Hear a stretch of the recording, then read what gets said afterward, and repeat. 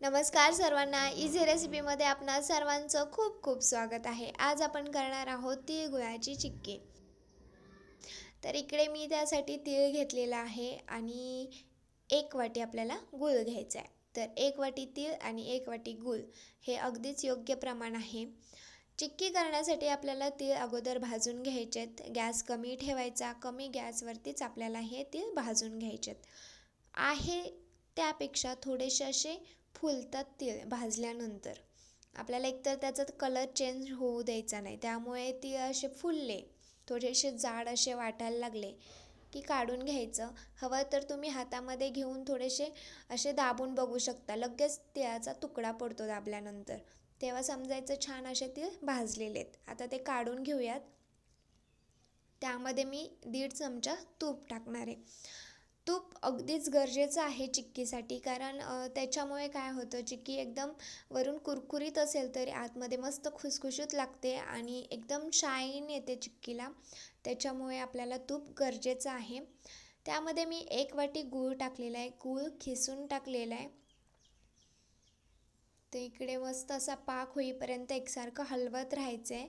आता तो चेक कसा करायचा, तर मी वाटीमध्ये पाणी घेतले आहे, त्याच्यामध्ये गूळ टाकूयात आपण आणि बघूयात झाला आहे का।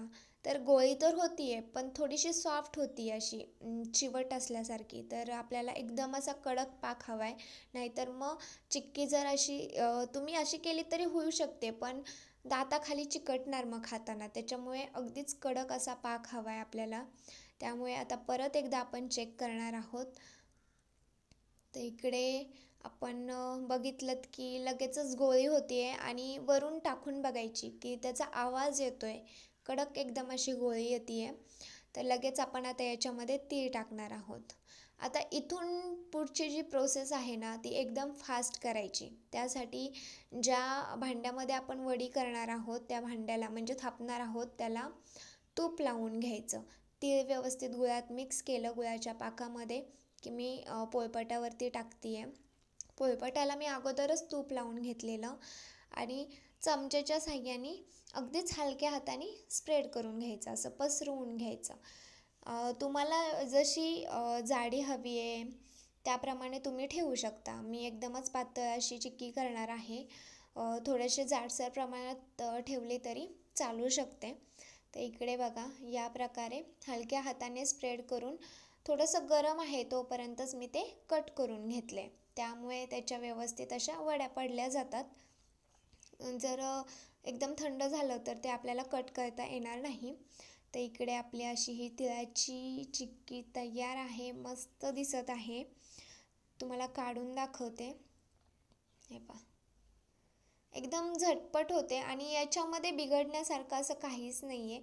तुम्ही अगदीच जे पहिल्यांदा करत असतील त्यांनाही जमेल अशी ही चिक्की आहे। त्यामुळे आत्ताच्या संक्रांतीला नक्कीच ट्राय करा। एकदम सोपी आणि टेस्टी अशी ही घरगुती तीळ गुळाची चिक्की मस्त झाली आहे की नाही। बनवायला सोपी आहे, अगदीच कमी वेळामध्ये होऊन जाते।